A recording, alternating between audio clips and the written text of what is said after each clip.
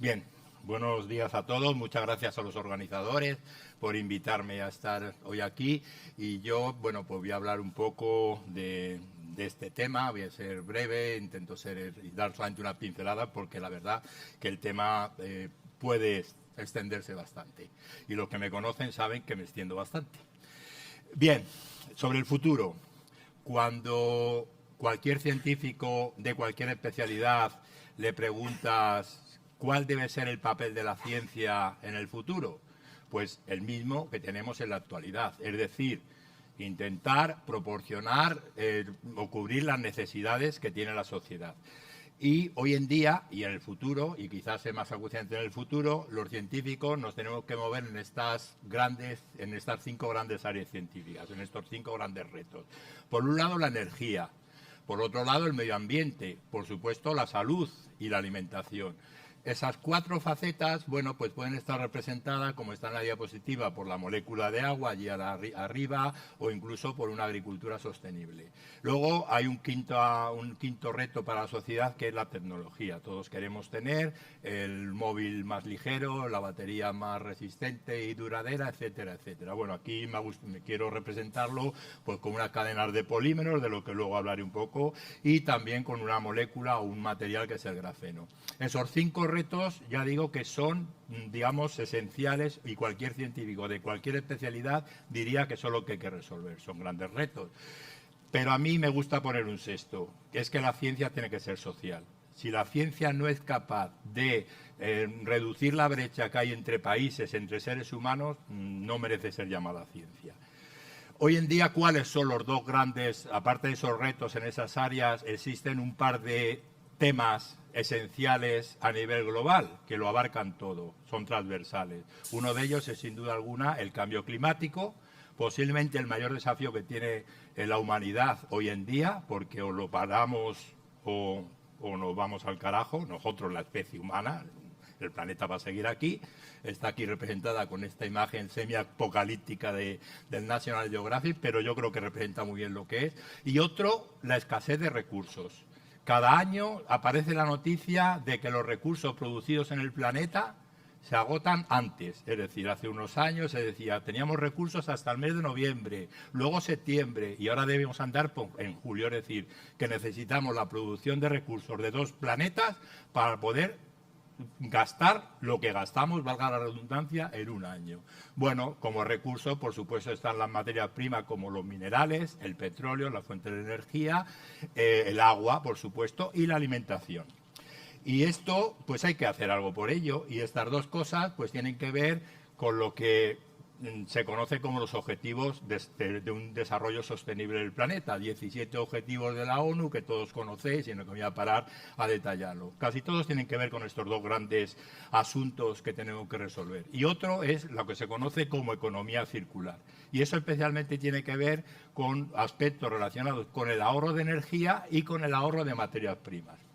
Luego voy a hablar de economía circular también, ¿no? Yo creo que la estrategia de las 3 R's es muy útil, es decir, reducir, reusar y reciclar.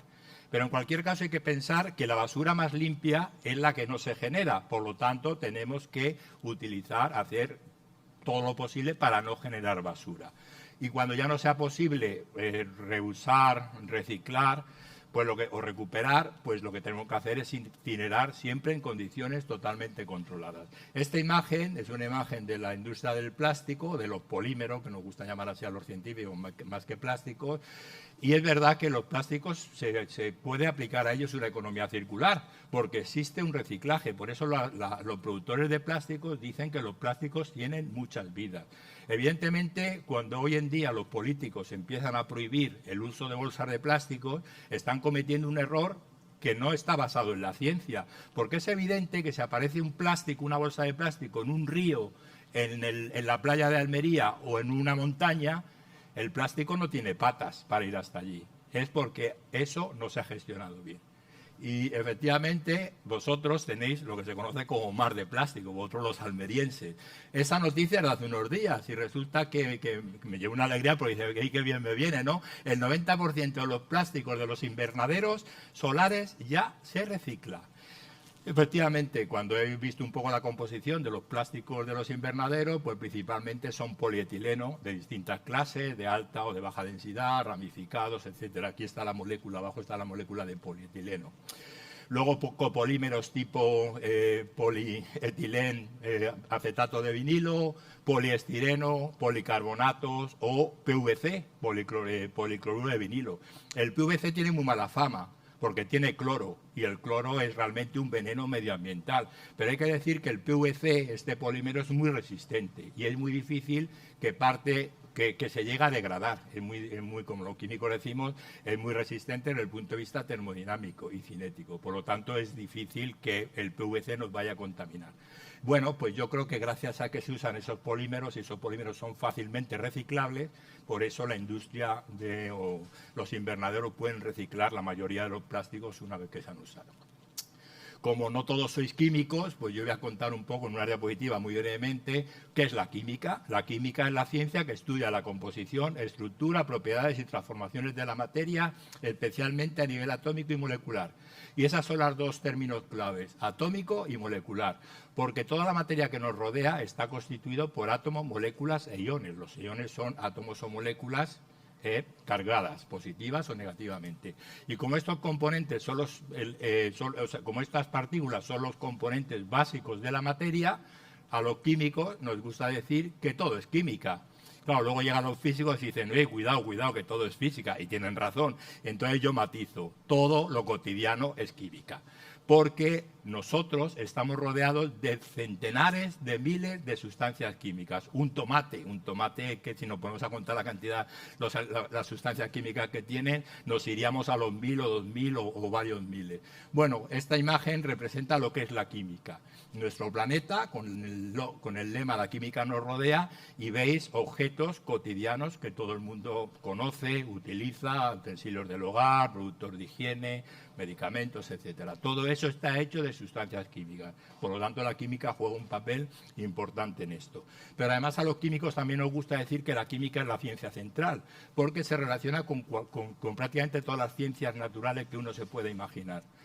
Y ahí veis esa imagen, que no voy a pararme a explicarla, pero sí que quiero detallar que la química y la agricultura pues pueden tener, de hecho tienen una muy buena relación, que tampoco me voy a parar en detalle porque no hay mucho tiempo. Y bueno, al final nuestro futuro pues va a depender, por ejemplo, de la disposición de sustancias químicas adecuadas para generar materiales que nosotros queramos para un uso tecnológico. Cuando hablamos de materiales en ciencia, normalmente solemos decir materiales con una aplicación tecnológica. Aquí tenemos algunos ejemplos, no son futuristas, son cosas que hoy en día están en el mercado, pues desde uno de los biomateriales más antiguos que se conocen, que son los implantes dentales, por ejemplo, o los chips, o coches que funcionan con células, con baterías eléctricas o con células de combustible, o trenes que levitan, etcétera, etcétera. Todo esto son, digamos, materiales tecnológicos preparados con sustancias químicas y que tienen un uso, ya digo, en nuestras vidas cotidianas. Y además los químicos nos gusta hacer, la química hoy en día, antiguamente no era así, lo queremos hacer de manera eficaz. Y cuando decimos de manera eficaz, decimos con el mínimo impacto ambiental, porque siempre hay que tener eso en la cabeza, con el mayor aprovechamiento energético. Y además los químicos, que somos una ciencia que realmente gasta poco dinero en comparación con otras ciencias, lo más barato posible. Y eso, de ahí surgen los conceptos de química verde y química sostenible. La química verde, tampoco voy a pararme a detallar esta diapositiva, pero lo que intenta es reducir al máximo la contaminación, el impacto ambiental de los procesos químicos. Para ello, ¿qué tenemos que hacer?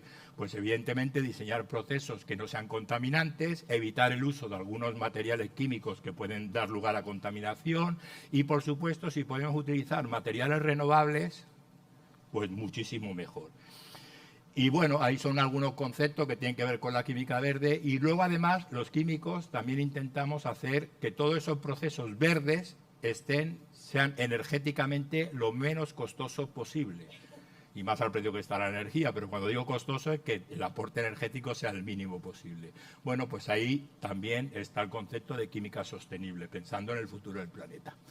Y aquí tenemos, por ejemplo, cuando hablamos de química o el aprovechamiento en general de residuos agrícolas, pues tenemos los métodos que se conocen o están etiquetados como métodos convencionales, porque sirven, por ejemplo, pues para hacer compost o para hacer biocombustibles, mientras que en los últimos tiempos se está surgiendo desde el lado de la ciencia, desde el lado de la química, una serie de procesos pues basados en reacciones biocatalíticas, es decir, catalizadas por enzimas, por microorganismos, o procesos en los que se utilizan un tipo novedoso de disolvente que permite extraer algún compuesto de alto interés. O simplemente quemarlo y obtener carbón, sustancias carbonadas, que por ejemplo se utilizan mucho en el área del almacenamiento electroquímico de baterías, de electricidad, en el almacenamiento electroquímico de energía, como pueden ser supercondensadores o baterías, que son los materiales carbonosos. Esto puede dar lugar a lo que se conoce como una economía circular, ¿no? Porque al final lo que tenemos es una planta, sacamos de ahí el alimento que no usamos o la planta que no llegamos a usar la desechamos, hacemos una serie de transformaciones químicas, generamos negocio y otra vez volvemos a invertir en el original. Un material muy importante que se utiliza, en general la biomasa, incluyo ahí tanto los productos agrícolas como los de origen animal o incluso de microorganismos, que es la biomasa, pero a partir de ello pues podemos obtener, por ejemplo, proteínas, carbohidratos, lípidos, terpenos, como antes Marcos ha estado mencionando, y dentro de las plantas es especialmente importante lo que se conoce como material lignocelulósico o la lignocelulosa, que es una mezcla, creo que está la diapositiva siguiente, bueno, estos son una serie de disolventes que se utilizan hoy en día y que mi grupo tiene cierta experiencia con ellos, los disolventes eutécticos, que es una mezcla de dos componentes que a través de lo que se conoce como enlace de hidrógeno forman estructuras químicas bastante estables y con alta capacidad de disolución. Y, como decía antes, el material lignocelulósico pues está formado principalmente por tres componentes, que son polímeros. Uno de ellos es la celulosa, que es el biopolímero más abundante en nuestro planeta, que es un polímero de glucosa. A partir de la celulosa se puede obtener distintas formas, variedades de celulosa y también compuestos de alto valor añadido, o la hemicelulosa, en la que tenemos no glucosa, sino tenemos silosa como monosacárido. Y luego está lo que también antes ha mencionado Marcos, pues la lignina. La lignina son polímeros aromáticos de los que también por tratamientos químicos adecuados podemos obtener compuestos útiles para la industria química. Y un compuesto importante son los compuestos que se conocen como derivados de furano. Es eso que marco ahí como el puente, ¿no? El puente que va desde la biomasa formada principalmente por carbohidratos a compuestos químicos de alto valor añadido. Ahí hay algunos ejemplos y por mencionar alguno, pues tenemos aquí marcado con 1,6-HD, es una sustancia química que, por ejemplo, se utiliza para la fabricación del nylon. A todos os suena el nylon como uno de los polímeros, es una poliamida, uno de los polímeros más usados hoy en día. O la FDCA, que es ese diácido que está en la parte central de la diapositiva, la parte derecha, que es un componente que se está utilizando para biopolímeros degradables. Aquí tenemos, no voy a parar en detalle, pero cómo a partir del furfural se pueden obtener una cantidad inmensa de sustancias químicas. El furfural se obtiene muy fácilmente, relativamente fácil a partir de la celulosa de las plantas, materiales generalmente de desecho, porque suelen ser, por ejemplo, los troncos de las plantas leñosas. Ahí solamente hay unos cuantos ejemplos. De hecho, se ha definido al furfural como la bella durmiente de las sustancias químicas renovables. Hay que recordar que todo esto procede de desechos vegetales. Y ahí tampoco voy a parar en dar esos detalles, ahí tenéis la referencia por si alguno tiene más interés, cómo a partir del furfural tenemos aplicaciones en industrias muy variadas, la de los polímeros, la de las fragancias y los aromas, la perfumería, compuestos bioactivos que se pueden utilizar como fármacos, etcétera, etcétera. La celulosa, como he dicho antes, es el biopolímero más abundante del planeta. Es un polisacárido formado por unidades de glucosa y a partir de ella se puede obtener estructuras que son de tamaño nano, es decir, nanométricas, estructuras, lo que se conoce como nanocelulosa, y como sabéis, uno de los últimos avances en ciencia es convertir todo lo que es macro o meso en nano. ¿Por qué? Porque cuando el tamaño disminuye, las propiedades de las sustancias químicas varían profundamente. Y la nanocelulosa, por ejemplo, se está utilizando modificada con ciertos compuestos, pues en aplicaciones tan variadas como en prótesis, por ejemplo en biomedicina, o como transportadoras de fármacos a lugares deseados. Para hacer papel, por supuesto, porque la celulosa siempre se ha usado para hacer papel. Es decir, las aplicaciones son muy grandes. Muchas de ellas son aplicaciones que están a nivel académico. No creáis que esto está ya implantado a nivel industrial. De hecho, esta referencia que os pongo aquí, por si os interesa saber más sobre la nanocelulosa, pues es del año 2021 y describe principalmente resultados realizados en laboratorios de universidades y centros de investigación. Y luego hay otra manera de trabajar la celulosa, que es una molécula muy grande, como he dicho, que es, digamos, como si fuera, como antiguamente se hacía con las materias primas para hacer tejidos textiles, pues hilarla y se obtiene celulosa fibrilada, fibras de celulosa de más o menos grosor. Y también tienen aplicaciones en muchas áreas. Esto es una publicación publicada en la revista Nature el año pasado, y en esa gráfica que está allá a la izquierda, la parte de abajo, en rojo, es los ingresos que actualmente se obtiene de la celulosa, del negocio de la celulosa, de la industria de la celulosa, que principalmente es aprovechamiento de la madera, principalmente para la industria del papel. Y en azul es lo previsto si se empieza a utilizar la celulosa con estas nuevas aplicaciones y en estos nuevos, digamos, formatos, que son la nanocelulosa y la celulosa hilada, ¿no? Y también la lignina, ya la he mencionado antes, la lignina son principalmente polímeros de compuestos aromáticos. La lignina se forma biosintéticamente en una planta, pues a partir de carbohidratos y a partir de compuestos que se conocen como la ruta del ácido psiquímico, que es esa que está ahí en el medio, en el segundo recuadro de la diapositiva. Y a partir de la lignina, por tratamientos adecuados, no es fácil trabajar con lignina, pero cuando se consigue disolverla, se consigue separarla en distintas fracciones, distintos pesos moleculares, y luego se consigue hacer reacciones químicas, tenemos una variedad inmensa de productos químicos. Con productos químicos que los químicos llamamos aromáticos, un término histórico, pero no tiene que ver nada ya con el aroma ni con el olor, y algunos de ellos, pues, por ejemplo, se utilizan para la química fina, para la química industrial fina, para los medicamentos, para polímeros, etcétera, etcétera. Y ya para terminar, me gustaría comentar un par de diapositivas sobre lo que se conoce. Esta es una publicación relativamente antigua, pero tampoco se ha progresado mucho. Por eso creo que es muy importante seguir estimulando, como antes dijo Rosa, que hay que seguir estimulando el trabajo a nivel académico.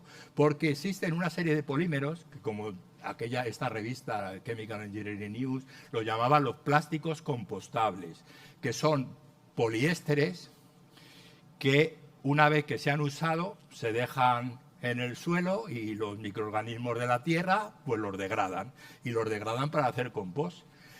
Y estos son 3 ejemplos y realmente son maravillosos en este objetivo, porque son los auténticos plásticos biodegradables, los auténticos, no estos que a veces te dicen este plástico es biodegradable y lo que tiene es un composite donde una parte se degrada, generalmente por la luz del sol, no por microorganismos, y ves ahí unos agujeritos y dices, sí, efectivamente se ha degradado, pero luego la otra parte no se degrada y eso va al final al vertedero. Estos sí, estos se llegan a degradar para dar materiales que luego se pueden utilizar pues, como compost, como fertilizantes, etcétera. Problema de estos plásticos, que siguen siendo muy caros. Como hablaba antes con Noemí, eso de caro o barato es relativo, porque a lo mejor son caros porque no hay una demanda suficiente. Y a lo mejor el futuro está en este tipo de plásticos.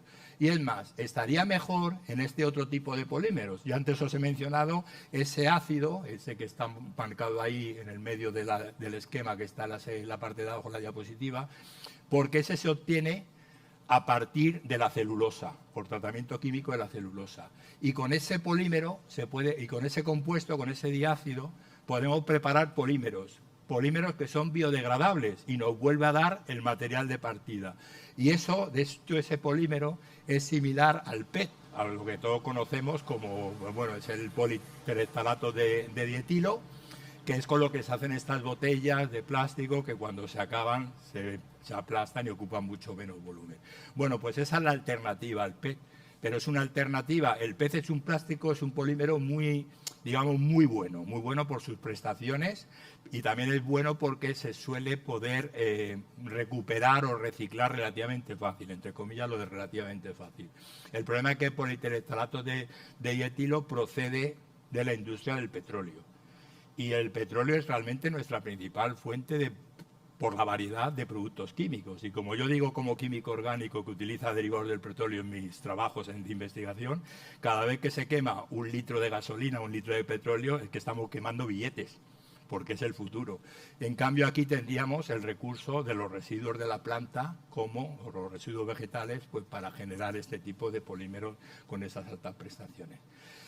Bueno, no voy a decir los beneficios de la ciencia. Yo creo que la ciencia y la agricultura se necesitan, y yo creo que cada vez hay una agricultura más científica, más basada en hechos científicos, como no puede ser de otra manera, y eso va a redundar en beneficio de todos. Y por supuesto el mensaje cuando uno habla de este tipo en este tipo de charlas sobre recursos naturales y tal, hay que pensar que o nos movemos todo para salvar el planeta o nos lo cargaremos y nos quedamos sin planeta. Y solo tenemos esta, que ayer se habló de posible colonización de Marte, pero eso no sé si algunos de los que están aquí lo van a ver. Muchas gracias a todos por vuestra atención.